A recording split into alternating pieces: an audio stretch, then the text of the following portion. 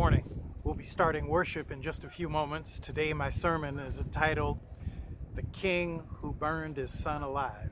Now, I know somebody's probably thinking, Reverend Hood, you're just making this up, but it's not true. I am taking it straight out of the Bible. 2 Kings chapter 3, it's the story of when the king of Israel, the king of Judah, the king of Edom gathered together to fight the king of Moab.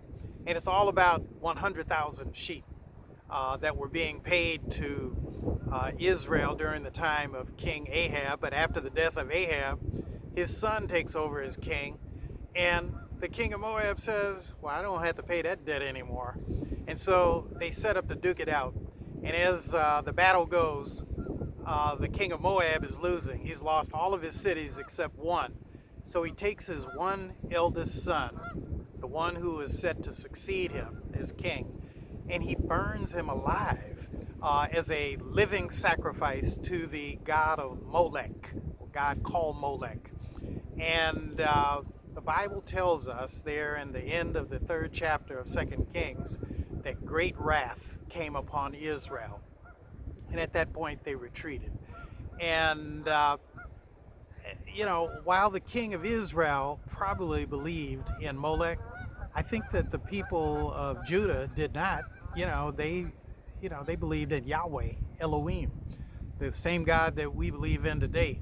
But I would imagine that in the case of the king burning his son and then great wrath coming upon his enemy, that a person who maybe doubted God to begin with might say, I don't know about that God.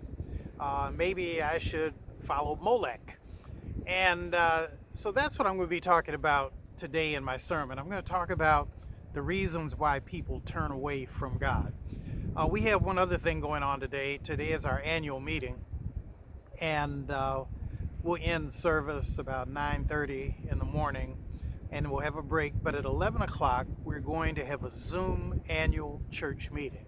And I hope you'll join us. If you're a member of the church, the code for the Zoom will be on the screen throughout the worship service. And I would appreciate it if you could be with us. God bless and God keep you.